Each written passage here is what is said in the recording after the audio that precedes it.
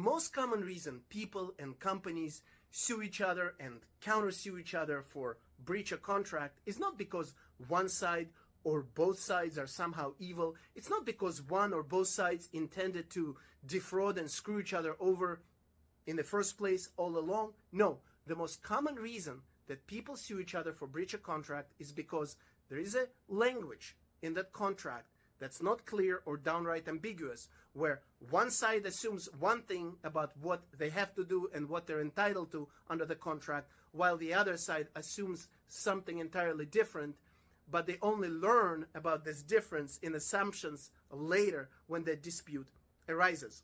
These types of issues can be easily avoided by making sure that the entire language of the contract is clear and unambiguous. Let me give you a simple, silly example. Let's say you make a contract with a company where for your services, they tell you that they will pay you $10,000 per month, and in addition, you will be eligible for up to 20% bonus of your $10,000 pay every month. At the end of the month, you expect to receive your bonus, but the company tells you, we're not paying you any bonus. And you're like, what do you mean? You told me I'm eligible for 20%. And this dispute will turn on the meaning of the quote-unquote eligible for language. What does it mean, eligible for? Am I getting the bonus?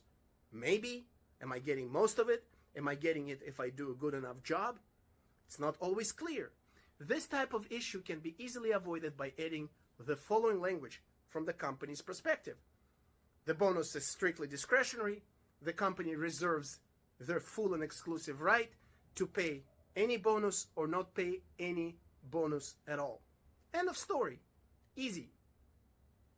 This is yet another reason why it's such a good idea to review any important contract with a good employment attorney, because avoiding these types of problems, making sure that you flush out and take care and clarify every such problem, every such ambiguity in a draft contract before you sign it, is much cheaper and much easier than dealing with disputes later after you sign a contract and after you feel compelled to sue or after you're being sued.